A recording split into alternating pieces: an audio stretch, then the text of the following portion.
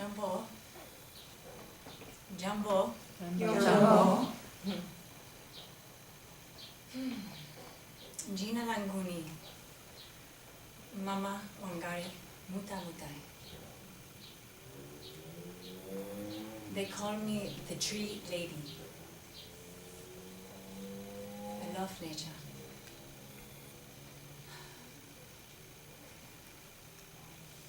It's nice to sit down. I've spent much of my life standing. It's nice.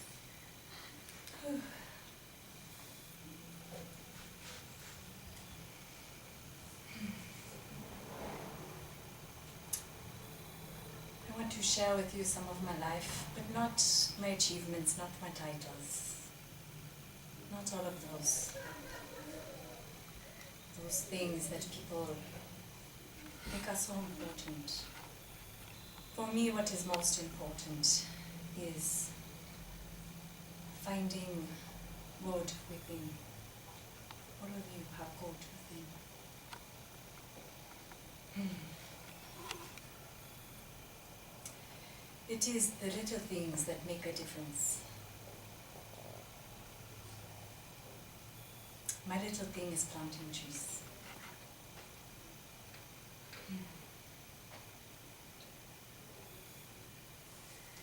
You know, when I was a little girl, I lived there.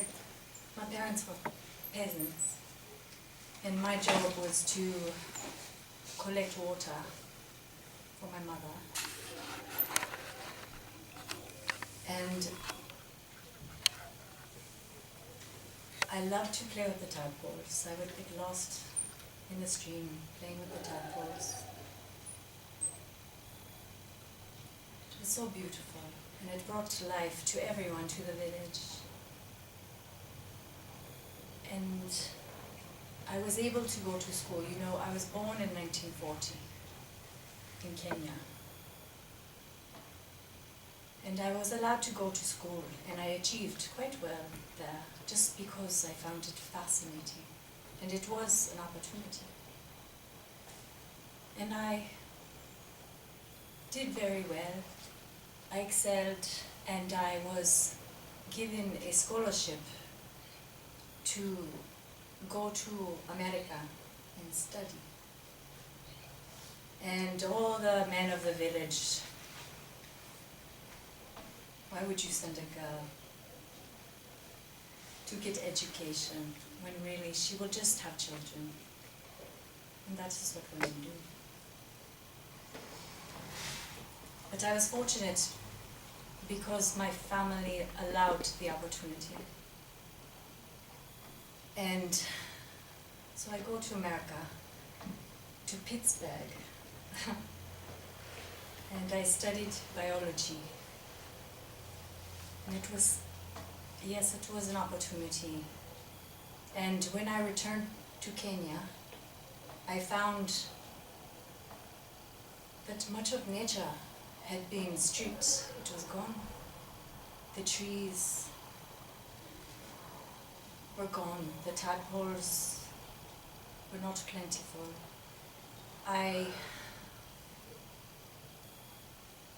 found it became my mission to do something about that, because I also found that the life in the trees is also the life in the people, and the people were losing their life force, as was the land. The water was gone. Without the trees, there is no water. So I decided to start my little thing, to plant trees, and to empower the women of the villages to give them trees to plant. And the tree was just the starting point. Life returned, biodiversity came back to the land. The people, the life force came back.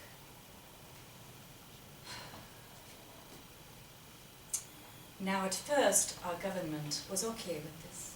But as the women became empowered and had something to say, they began to feel threatened, and they tried to crush us, to crush me. Government also became very dictatorship, and the human rights that we take for granted often began to be stripped away as well.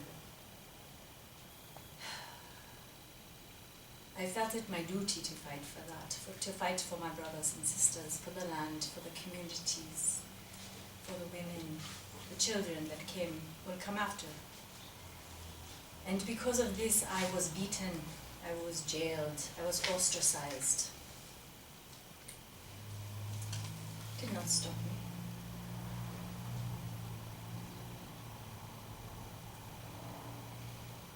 In the end, I became a member of the next government.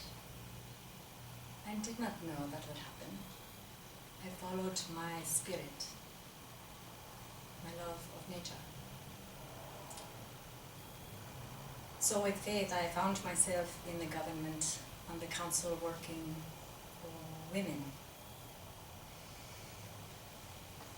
And as we continued to plant trees, it became a movement, and we call it the Green Belt Movement. We planted 40 million trees.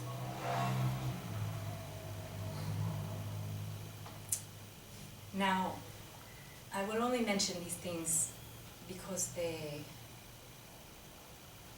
are relevant, not to speak of, again, the achievements of myself, because I consider them the achievements of the people, of the women, and of the environment.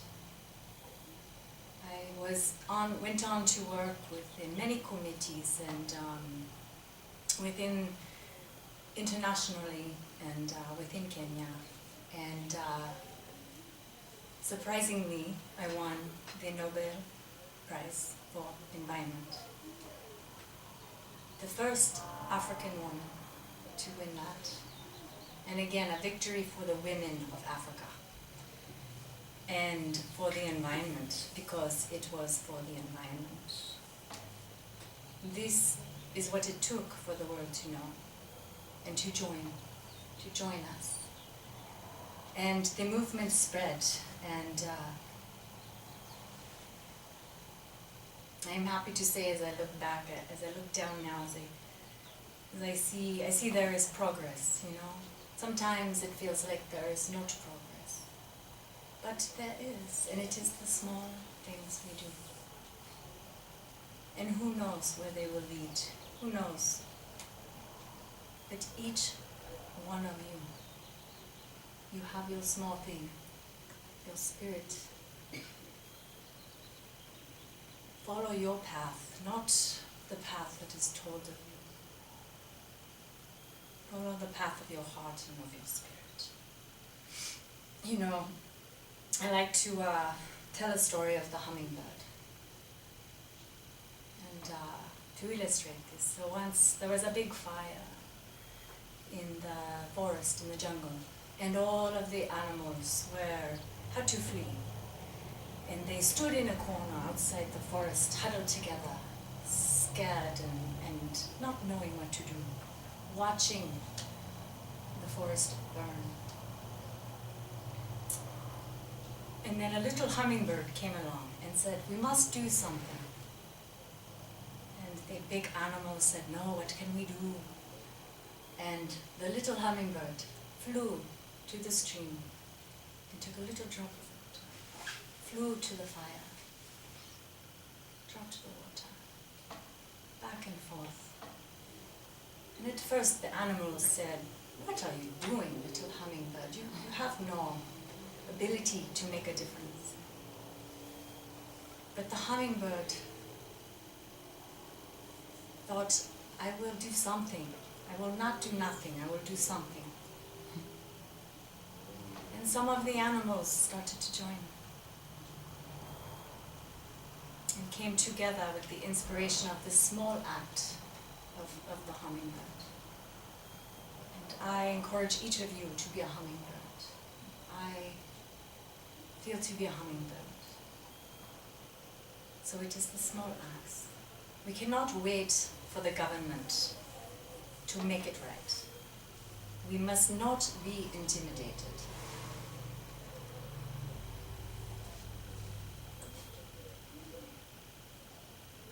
we are in a crucial time. Our environment, this global warming, the climate change is directly connected to conflict, to war, and to the loss of spirit. So each one of us, we can do something small.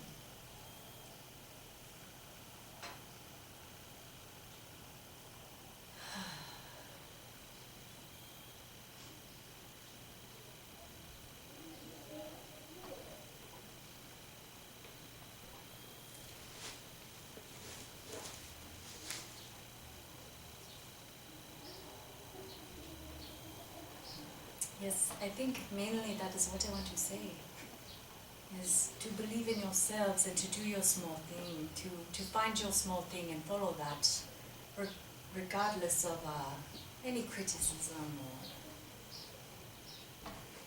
being put down, you know. And even if you encounter adversity, it is okay, persevere. And you will find that your path will continue to expand before you with faith and with spirit.